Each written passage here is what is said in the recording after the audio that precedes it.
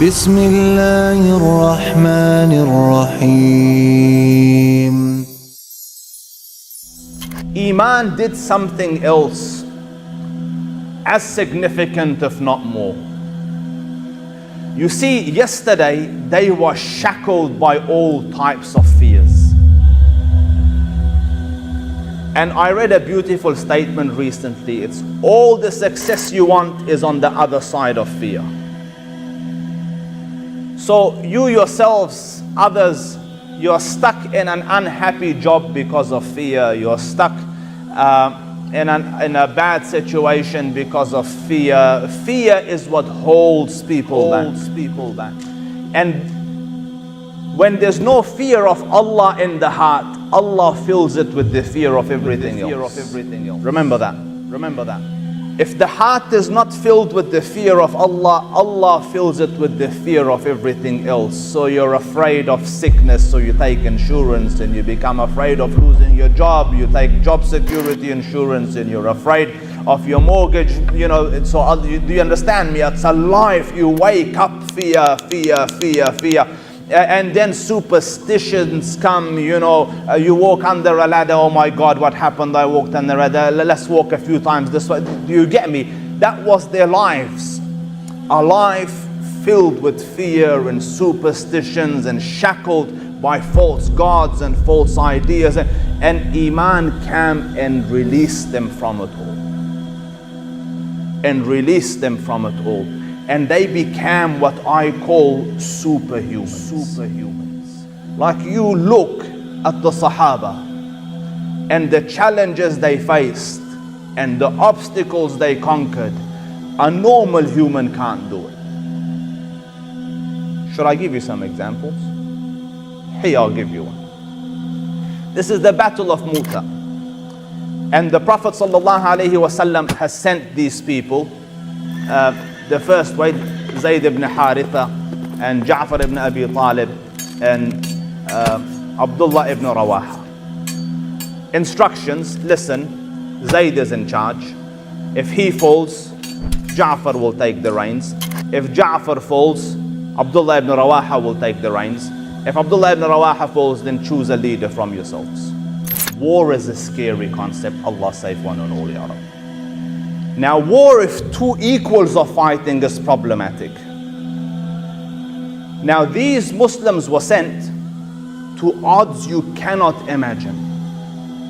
Like the Prophet ﷺ sent a few thousand, and although historians differ, but one sum is that 150,000 came out against them. One sum. And they went there against Arab tribes, but the Roman legions came instead, from Rome. So can you imagine fear like that?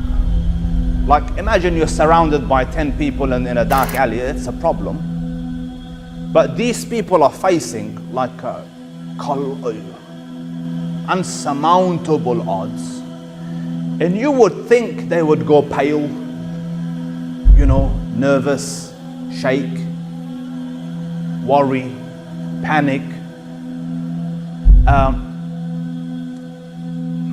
You won't find it. Like it's as though they didn't know fear existed.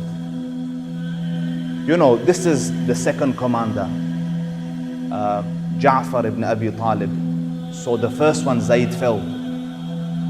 So Ja'far holds the standard and gallops into the enemy.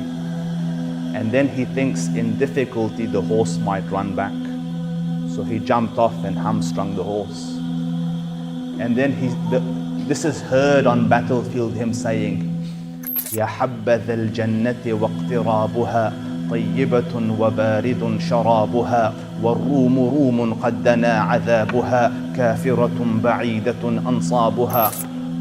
Oh Jannah, like in battlefield, like you should be scared against odds. Instead you're going, يا حبذا الجنة واقترابها. Oh, the beauty and delight of Jannah and how close you are. Like just beyond this I am in Jannah. Do you understand? Like where he should be scared and nervous. But do you see what Imaan does? It made the obstacles of this life nothing. Nothing. And then he's not the isolated one. So you know how they struck him. His right hand got cut. So he held the standard with his left hand. So they cut off his left hand. So he held it like that. And then they stabbed him through. And as he's falling, the standard's about to fall. So they get it and they say, where's Abdullah ibn Rawaha? So Abdullah ibn Rawaha, who was the third commander in charge, his cousin has just given him a piece of bone with a bit of meat on it, like, here, have a bite. And he's having this in the standard camp. And for a second he tarried. You know, for a second. Like he's, you know, and then he says this to himself and they hear him. Ya nafsu ma laki takraheen al-maut. O soul, why are you afraid of death? إلا تقتلي تموتي هذا حياض الموت قد صليتي وما تمنيت فقد لقيتي. What are you afraid of death? This is what you were seeking, and you know what you desire is just in front of you. Then he tells himself, like, you know, oh my soul, unless you know you die here, you will die somewhere else. So go face your destiny. And he galloped into it. And the Prophet ﷺ is narrating the story to the Sahaba in Medina, like miles away. But my point is, difficulties like that, where you would have thought they would break, it had no effect on them. Why? Because of the power of Imaan. So Imaan gave them the strength to succumb all types of odds. And this is just fear, hunger came. And they overcame acute hunger. You know the stories. The Prophet ﷺ is in the battle of Khandaq. And the Sahaba says, I saw, you know, it reached a time, hunger was so bad that everyone was tying rocks on their bellies. Do you know why? They call it gastric bypass these days. You know, where they put a sleeve on the stomach to make it tight. But they used to put rocks to tie it, so it, you know, becomes smaller, shrinks, and then they don't feel hungry. So then they reached a level, like, you know, if you're still working with a rock on your stomach, morale's pretty low. Like, you know, if it was here at smoke all time, you know, like everyone's tired. So these ones, they started to compare size of rocks. Who's got the biggest rock?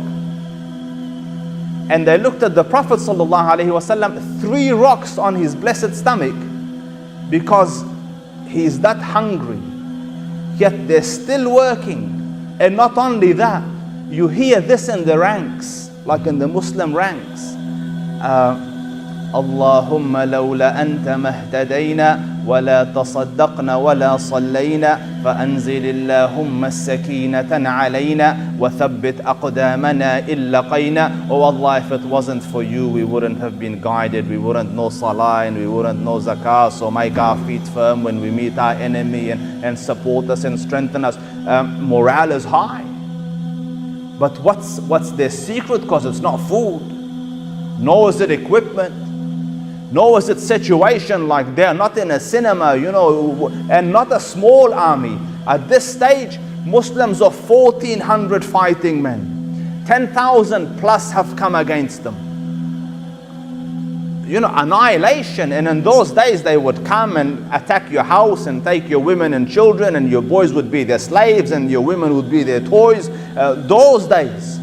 And they can see all that, like at the verge of annihilation. But their belief and their confidence and their Iman and their fearlessness at such a level that it has set them free from the shackles that everyone else is shackled by.